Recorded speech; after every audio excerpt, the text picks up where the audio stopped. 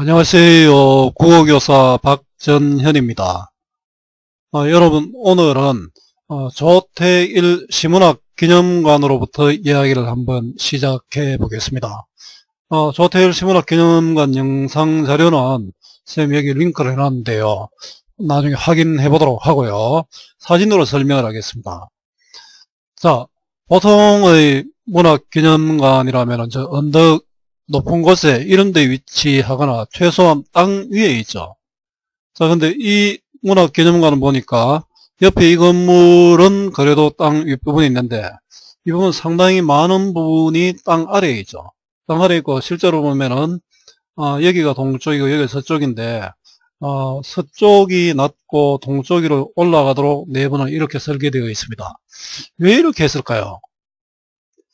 아마 이 건물을 이렇게 지은 이유는 조태일님의 시의 특성을 이 건축에 반영을 했기 때문이라고 합니다.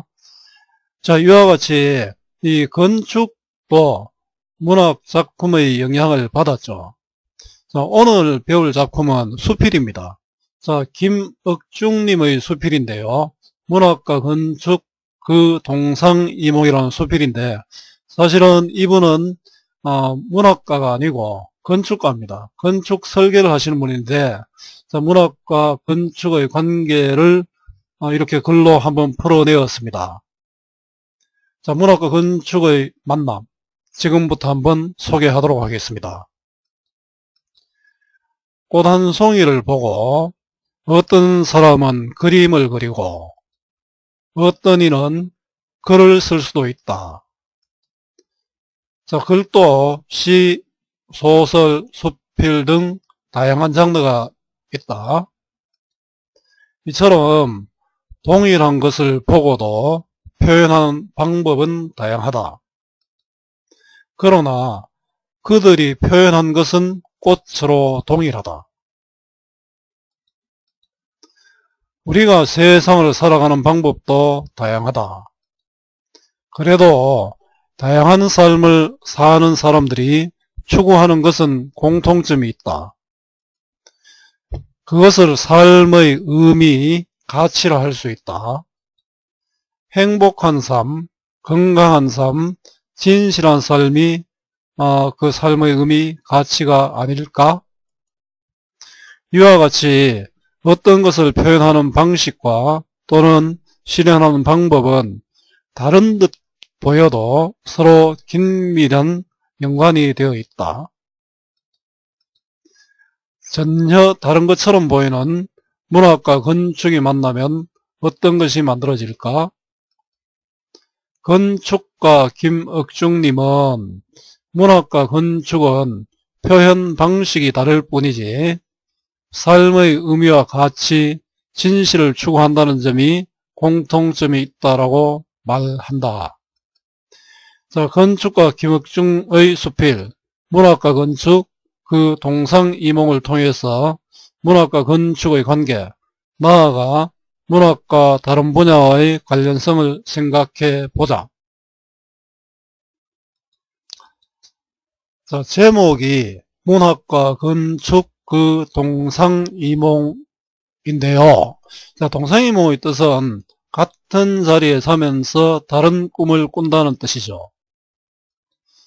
겉으로는 같이 행동하면서 속으로는 각각 다른 생각을 하고 있다는 뜻이지 않습니까? 자, 문학과 건축이 속이 다르다. 이런 이야기하고는 사실은 거리가 있습니다. 자, 이 작품에서는 문학과 건축이 다르지만 같은 것을 추구한다는 것을 뜻합니다. 자, 동상이몽 이 글자에 얽매이지 말고요. 문학과 건축의 긴밀한 연관성을 여러분들 확인할 수 있을 것입니다. 관계는 전혀 다른 것을 낳는다. 집은 사람이 살아가는 물리적인 공간일 뿐 아니라 삶의 가치와 의미를 드러내는 상징적인 장소이기도 하다.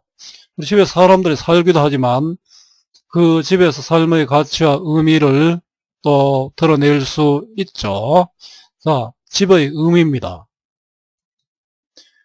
행복과 불행, 화해와 갈등이 모두 집이라는 건축 공간 속에서 펼쳐진다. 자, 행복과 불행, 화해와 갈등, 이걸 간단히 얘기하면 뭐가 되겠습니까? 인간의 삶이죠. 인간의 삶이 모두 집이라는 건축 공간 속에 펼쳐진다. 우리 아주 좁은 방에서 사는 사람도 있고 뭐 대저택에서 사는 사람이 있지만 결국은 우리의 삶은 건축 공간 속에서 펼쳐지고 있지요. 이렇듯 일상의 삶과 건축 공간은 불가분의 유대관계를 갖는다. 자, 이 부분은 다음 문장에서 구체화됩니다. 자, 우리 어떤 진술을 하고 그 진술을 뒷받침할 때 구체화의 방법을 사용할 수 있습니다. 삶의 조건이 달라지면 그에 대응하는 공간도 변화될 수밖에 없으며 주택에 살다 아파트로 갈 수도 있죠. 반대로 공간의 변화가 삶의 조건을 변화시키기도 한다. 자, 아파트 살다 주택에 가면은 또 삶의 조건이 또 달라지겠죠. 자, 이를 통해서 다시 건축과 삶의 긴밀한 유대관계를 드러내고 있습니다. 현실의 삶으로부터 괴리되는 떨어짐이죠. 자, 괴리된 건축은 유희로 끝날 공산이 크다. 유희는 놀이죠. 자, 공산은 확실성의 정도, 쉽게 그냥 확률입니다. 유희로 끝날 확률이 크다.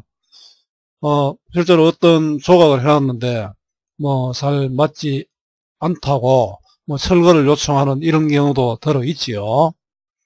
그만큼 건축 공간은 실존적이며 구체성을 띠지 않으면 안 된다. 자, 건축 공간이 반드시 갖춰야 할 조건이 실존적이고 구체적이어야 한다. 자, 건축 공간의 조건이 드러납니다. 그러므로 삶과 집이 함께 어우러진 모습을 얻으려면 무엇보다도 주거의 간섭에 대한 비판과 성찰이 뒤따라야 한다. 그 사람의 삶과 집이 잘 어울리려면은 사람이 사는 방법에 대해서 여러 가지 비판적인 생각 또 살펴보는 것들이 필요하다는 뜻이죠.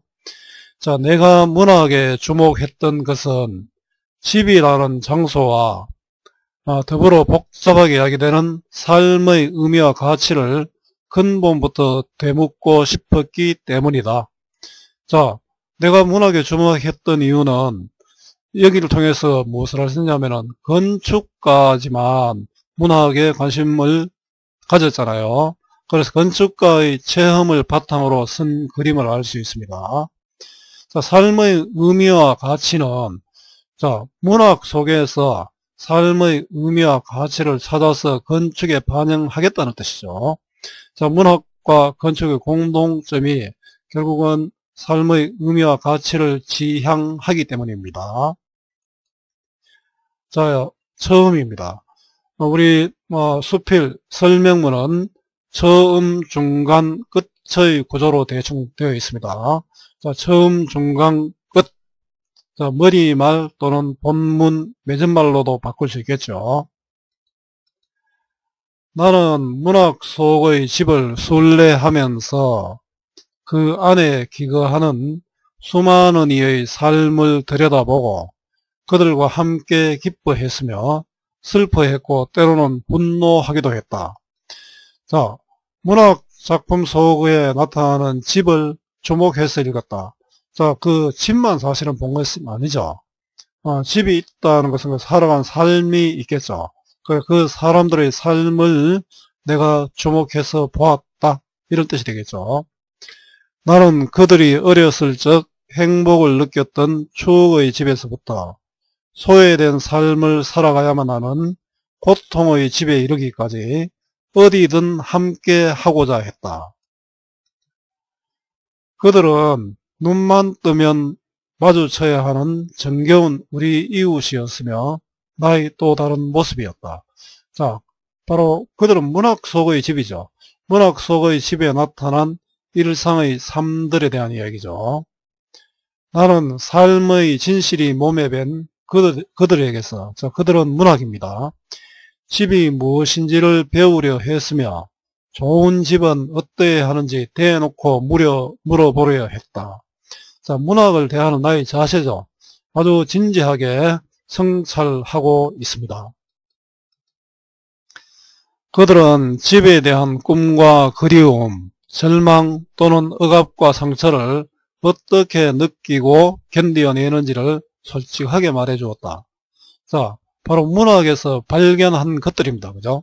문학 작품에 나타난 집에서 발견한 것들, 집에 대한 꿈과 그리움, 절망, 억압, 상처를 어떻게 견뎌내는지를 말해 주었다. 거기서 이런 것들을 봤다는 뜻이죠. 나는 집과 더불어 야기되는 일상의 풍경들이 그들의 삶 속에 커다란 감동으로 자리를 차지하고 있음을 가슴속 깊이 깨달았다. 나의 깨달음이죠. 내가 깨달은 것은 그들의 삶 속에 커다란 감동으로 자리를 차지하고 있었다. 무엇보다도 문학 속의 집은 겉모습이 아름다운 집보다 내실이 알찬 집이 훨씬 더 소중하다는 것을 침묵으로 웅변하고 있었다. 자, 집에 대한 작가의 생각이 나타나 있죠. 화려한 겉모습보다는 내실이 알찬 집이 더 중요하다. 자, 침묵으로 웅변하고 있었다. 무엇을 이야기하려는 것입니까? 침묵으로 웅변하고 있다. 논리적으로 모순이 되죠. 자, 역설적 표현이고요. 또 집이 침묵으로 웅변하고 있었으니까 이거는 의인법이 되겠죠. 즉 비유법에 해당됩니다. 이처럼 내가 만난 문학 속의 집들은 저마다 세상과 삶에 대한 사연 하나씩을 지닌 채 단편적이나마 무언가 진실을 말하려 하고 있었다.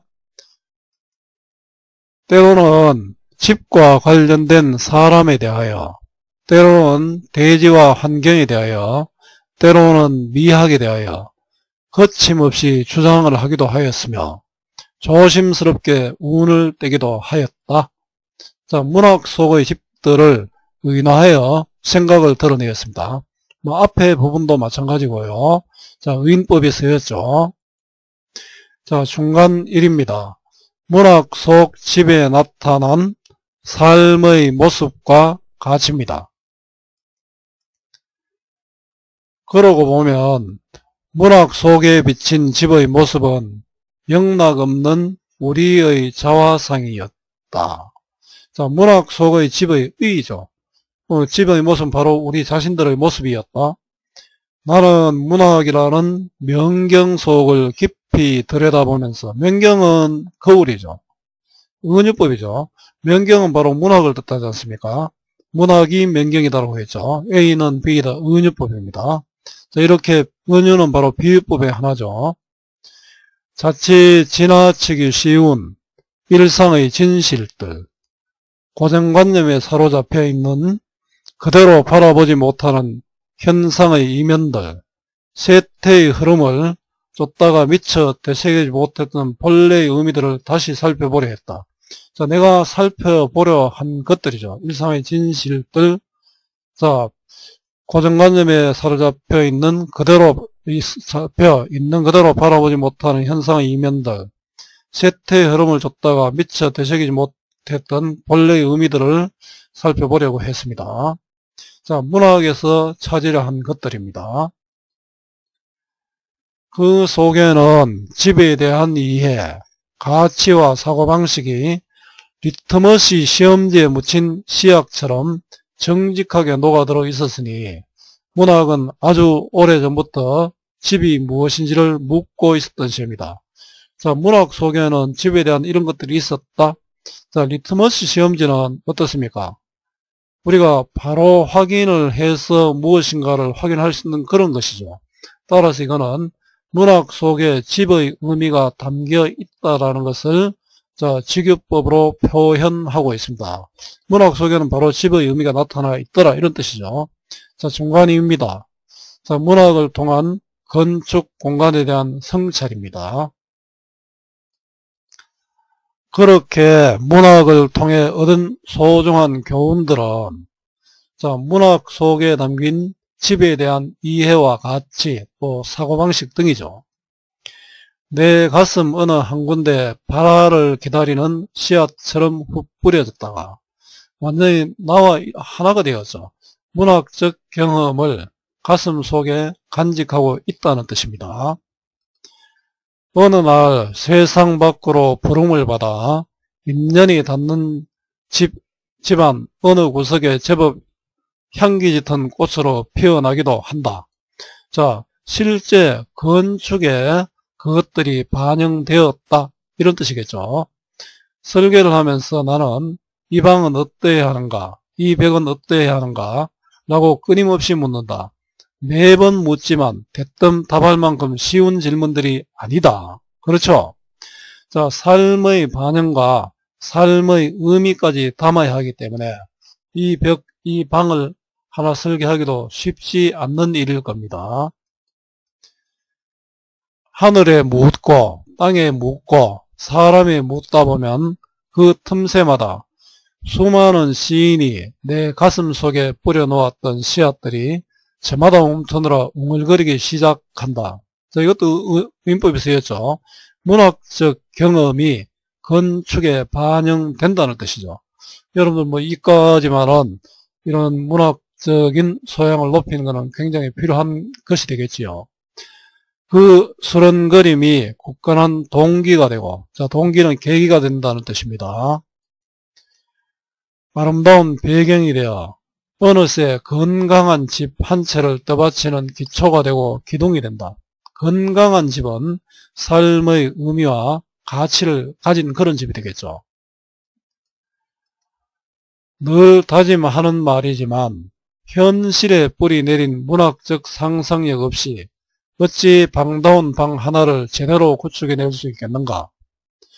모양이야 그럴듯하게 꾸릴 수 있을지 모르겠으나 모순으로 거듭한 현실을 비판하고 성찰하며 전망하여 마침내 삶의 형식과 내용까지 재구성해내는 일이 가당키나 하겠는가. 자, 이 부분을 보면은 그 건축가의 역할이 나타나죠. 삶의 형식과 내용까지 재구성해낸다. 우리 집을 짓는 일이 단순한 것이 아니고 삶의 형식과 내용까지 재구성해낸다는 일이라는 걸 알 수 있습니다. 자, 이 부분은 현실로부터 하겠는가는 건축에 문학적 상상력이 필요함을 나타내죠. 하겠는가 의문형으로 맞췄으니까 이걸 통해서 가당하지 않다라는 그런 뜻이죠. 따라서 서리법에 해당됩니다. 자, 중간 3입니다. 제대로 된 건축을 위한 문학의 필요성입니다. 여러분들 이과생들도 국어를 배워야 하는 이유가 바로 여기에 있습니다. 인간의 삶의 가치가 반영된 어떤 것을 하기 위해서는 이런 이 문학적 소양이 매우 필요합니다. 문학과 건축은 같은 길을 가는 도반이나 다름없다는 것이 내 생각이다. 자, 같은 길은 이런 거겠죠. 삶의 의미와 가치를 추구한다는 뜻입니다. 자, 도반은 함께하는 것입니다. 서로 앞서거니 뒤서거니 길동무가 되어주고 깊이를 더해가며 교제할 만한 맞상대. 자, 이게 바로 도반의 뜻이죠. 자, 맞상대인 것이다. 그러므로 내겐 건축과 함께할 만한 문학이 있어 괴롭고 슬프고 고맙고 행복하기만 하다. 자, 할 일이 많아서 힘들지만 행복하다는 뜻이죠. 자, 괴롭고 슬프고 고맙고 행복하다는 좀 모순되는 표현이 되겠죠. 그래서 역설적 표현이 되고요. 자, 여기서 또 하나의 표현법을 본다면 열거법이 쓰였습니다.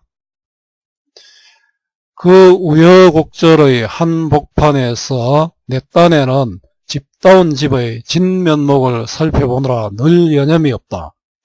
자, 집다운 집은 삶의 의미와 가치가 담긴 그런 집이 되겠죠. 자, 바로 이런 집은 삶의 형식과 내용까지 재구성한 집이라고 앞에 이야기했습니다. 자, 진면목을 살펴보느라 늘 여념이 없다. 항상 문학을 가까이 한다는 뜻이죠. 문학을 가까이 하기 때문에 문학을 통해 배운다라고 이야기를 할 수 있습니다. 그 둘 사이야말로 자 문학과 건축이죠. 녹록지 않는 세상살이. 자 부박하기 그지없는 세태를 거스르며 삶의 지표를 부단히 증거해야 하는 운명 공동체가 아니겠는가. 자 부박하기는 천박하고 경솔하기입니다. 자 녹록지 않는 세상살이와 자 천박하고 경솔한 세태를 거스르면서 삶의 지표, 어떤 지향점이죠. 지향점을 부단히 증명해야 하는 운명 공동체가 아니겠는가. 자, 문학과 건축이 함께 노력해야 하는 존재라는 그런 뜻이 되겠죠. 문학과 건축의 동상이몽, 그 둘을 곱게 접어 그 자리 그런 집이 뚜렷이 찍힌 델카코마니를 완성하고 싶다.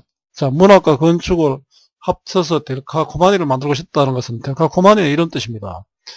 화면을 밀착하여 물감의 흐름으로 생기는 우연한 얼룩이나 어긋남의 효과를 이용한 미술 기법입니다. 자, 이 부분에 정말 문학과 건축을 이렇게 결합시켜서 이 둘 사이에서 나오는 우연한 어떤 그 가치를 한번 만들어 보고 싶다, 이런 뜻이겠죠. 자, 문학과 건축의 만남으로 만들어지는 특별한 효과라는 뜻이고요. 자, 문학과 건축의 만남을 통해 삶의 의미와 가치를 담은 짓고 싶다는 뜻이죠. 뭐 대단한 건축가인 듯 합니다. 자, 끝은 같은 길을 걷는 도방과 같은 문학과 건축입니다. 요즘 여러분 뭐 융합형 교육 이런 얘기를 하는데 여러분들 이렇게 이 문학적 소양이 여러분들이 앞으로 살아가는데 상당한 도움이 될 수 있다는 것을 한번 배울 수 있는 그런 작품 수필입니다. 자, 정리를 해보겠습니다. 갈래는 수필이고요. 성격은 성찰적이죠. 또 자기 자신의 이야기, 고백적인 내용입니다. 자, 특징은 작가의 경험을 바탕으로 문학과 건축의 관계를 설명했습니다. 비유를 통해 대상 간의 관계를 표현했고요. 의인법을 많이 썼죠. 주제는 사람들의 삶을 반영하는 문학과 건축이죠. 자, 문학과 건축의 관련성입니다. 자, 문학과 건축이 전혀 다른 듯이 보였는데 이를 통해서 여러분들이 아주 긴밀한 관련성이 있다는 것을 이해하겠습니까? 자, 글쓴이가 생각하는 집은 어떤 공간인지 말해보자. 그건 단순히 살기 위한 공간만 아니겠죠. 사람이 살아가는 물리적 공간이기도 하지만 삶의 가치와 의미가 드러나는 상징적인 장소라고 했습니다. 그래서 여러분들 아마 어머님들이 외부에 손님이 올 때 집을 청소하고 이런 경우도 상당히 많이 있죠. 학교에도 뭐 행사가 있을 때 청소를 열심히 하죠. 아마 그분들이 외부 손님들을 볼 때는 물리적 공간만이 아니라 가치와 의미가 드러나는 상징적인 장소로 볼 수 있다는 그런 의미 때문에 청소를 하겠죠. 글쓴이가 문학과 건축의 관계를 동상이몽이라고 말한 이유를 파악해보자 합니다. 문학과 건축은 삶의 의미와 가치를 드러내는 표현 방식만 다를 뿐 삶의 진실을 추구한다는 공통점이 있기 때문에 동상이몽이라고 표현했다. 앞에서 얘기했는데요. 동상이몽은 같은 침대에 자면서도 꿈이 다르다. 서로 거리가 멀다는 그런 뜻은 여기서는 공통점이 있다라는 것을 동상이몽으로 표현했습니다. 데칼코마니를 완성하고 싶다라는 말의 의미를 이야기해보자. 데칼코마니는 미술 기법이었죠. 자, 두 개의 미술 작품을 만났을 때 거기에서 생기는 우연한 효과. 자, 문학과 건축이 만나서 생기는 어떤 효과를 찾아볼 수 있겠죠. 그래서 문학과 건축이 잘 어울릴 수 있도록 하고 싶다는 뜻을 담았습니다. 자, 문학에서 말하는 인간의 삶을 바로 건축에 반영하고 싶다. 그랬을 때 집도 진정한 의미의 집이 될 수 있다라고 이야기했습니다.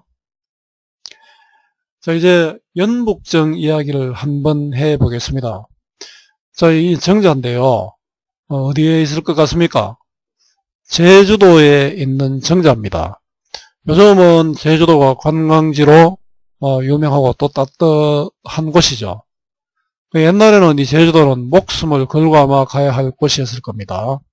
여러분들이 잘 아는 추사 김정일 선생님도 제주도에서 추사체를 완성을 했습니다. 유배 가서. 자, 옛날에 유배를 간 선비들이 이 정자에 앉아서 임금이 너 돌아와도 좋다라는 명령을 전하는 배가 오기를 기다렸다고 합니다. 그 북쪽을 그리워하는 정자죠. 자, 이 정자를 보고, 이 건축이죠. 이 건축물을 보고 정호승 시인이 시를 썼습니다. 연북정이라는 시를 쓴데요. 쌤이 별도 영상으로 준비를 했는데 여기서는 간단히 한번 살펴보겠습니다. 연북정을 읽고 제시한 활동을 해보자 합니다. 기다림에 지친 사람들은 다 여기로 오라. 자, 사랑을 잃은 사람들이죠. 여기는 연북정입니다. 자, 임금의 사랑을 잃은 사람들 다 여기로 오라. 내 책상다리를 하고 꼿꼿이 허리를 펴고 앉아. 선비의 기품이 느껴집니까? 가끔은 소매자락 긴 손을 이마에 대고 이마에 이렇게 대고 무엇인가를 기다리고 있는 모습이죠. 하마 그대 오시는가 북녘 하늘 바다만 바라보나니 어찌하면 또는 행여나 그대는 기다림의 대상이죠. 자, 임금으로부터 오는 소식이라도 좋습니다. 북녘 하늘만 바라보나니 오늘은 새벽부터 야인 통통배 한 척 지나가노라. 새벽별 한두 점 떨어지면서 슬쩍슬쩍 내 어깨를 치고 가노라. 자, 정자 옆을 지나는 별의 모습을 감각적으로 형상화했습니다. 자, 임을 기다리는 화자의 모습이 나타나고요. 오늘 또 저 멀리 큰 섬이 작은 섬에 가려 있어 안타까우나. 자, 큰 섬은 아마 내가 기다리는 어떤 대상일 거고 작은 섬도 방해를 하고 있네요. 기다리면 임께서 부르신다기에, 기다리면 임께서 바다 위로 걸어오신다기에. 자, 반복되어 있죠. 반복되면서 또 과장법이 쓰이고 있습니다. 자, 임과 재해의 믿음과 소망이 또 드러나고 있습니다. 연북정 지붕 끝에 고요히 앉은 아침 이슬이 되어 그대를 기다리나니. 아침 이슬은 어떻습니까? 아주 깨끗하죠. 맑고 깨끗하고 순수합니다. 아침 이슬 같은 심정으로 임을 기다린다. 자, 임을 향한 화자의 모습이고요. 또 화자의 마음이 드러납니다. 자, 임에 대한 변함없는 믿음이 드러나 있습니다. 기다림 없는 사랑이 어디 있느냐? 자, 의문형이죠. 서리법이고, 자, 기다림의 자시입니다.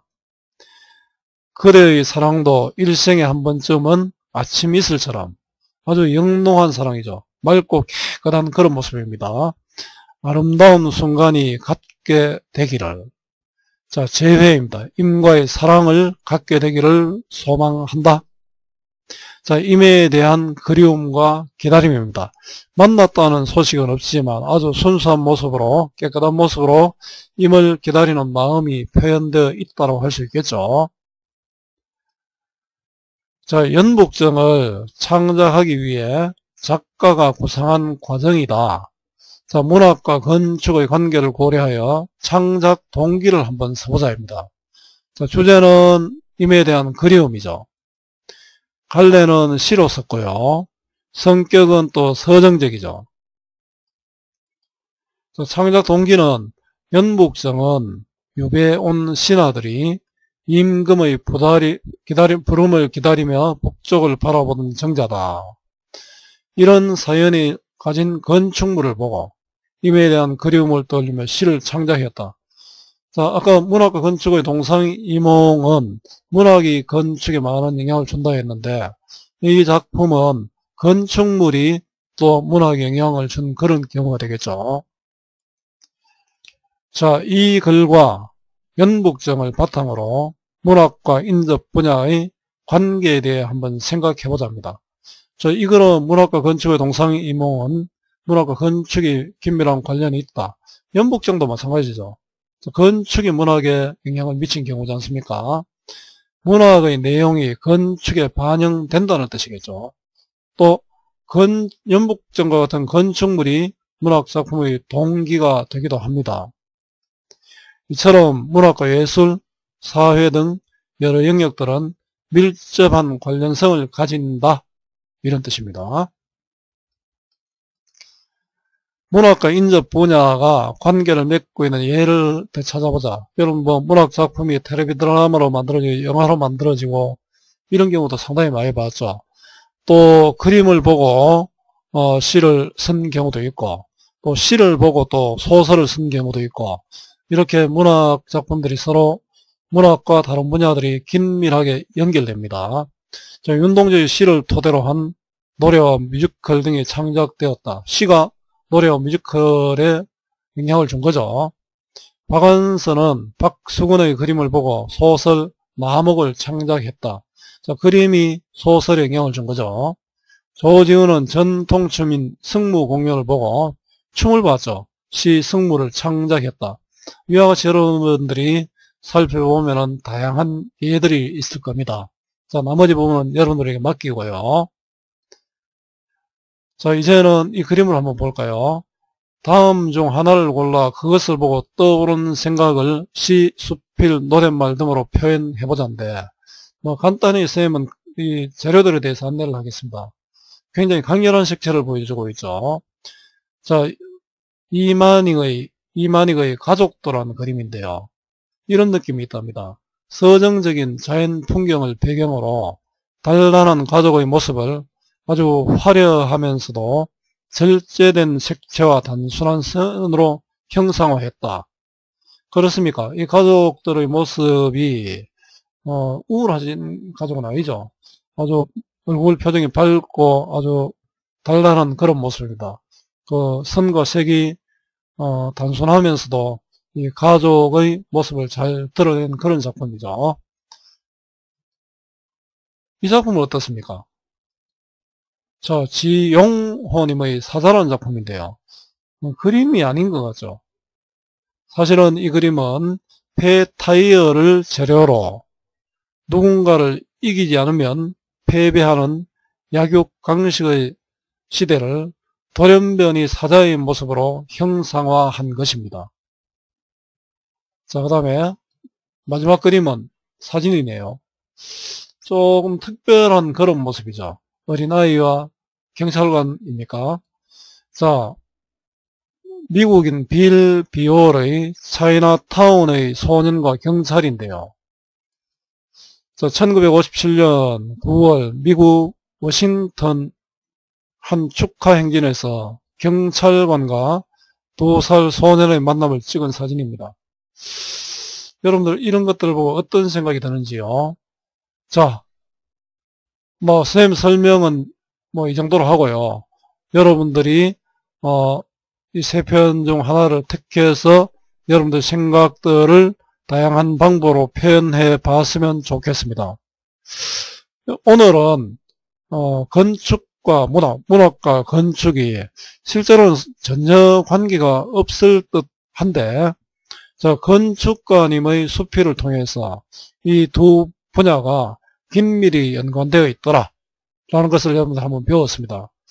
자, 이와 같이 문학은 인간의 삶을 다룬 그런 내용이기 때문에 다양한 분야에 도움이 될 수 있다는 것을 확인했으면 좋겠습니다. 여러분들도 시간 나는 대로 독서를 많이 하고요.